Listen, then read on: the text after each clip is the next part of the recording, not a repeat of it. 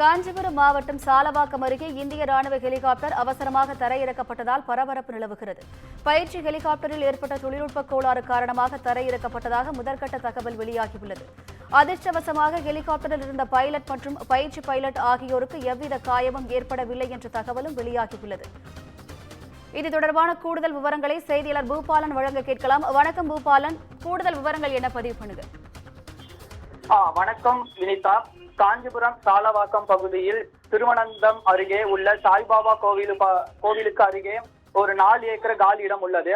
அந்த இடத்தில் இந்திய ராணுவத்திற்கு சொந்தமான ஒரு ஹெலிகாப்டர் திடீரென கீழே இறங்கியது.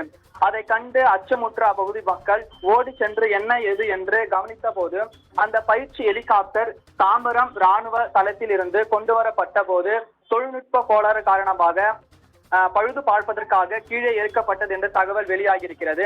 அதில் ஒரு எளிய பைலட் மற்றும் பயிற்சி பைலட் வந்ததாகவும் அவர்களுக்கு எவ்வித காயமின்றி பாதுகாப்பாக உள்ளதாகவும் தகவல் வெளியாகியிருக்கிறது.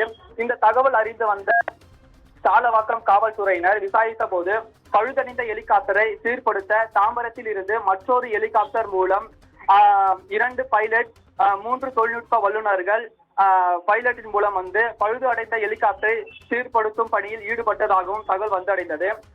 இந்த திடீரென்று இறக்கப்பட்ட பைலட்டால் அப்பகுதி மக்களிடையே அதிர்ச்சியும் பரபரப்பும் ஏற்படுத்தி வருகின்றது. மீண்டும் அந்த பைலட்டினை ஏராளமானோர் கண்டுகளித்து வருகின்றனர். கூடுதல் விவரங்களுக்கு நன்றி பூபாலன்.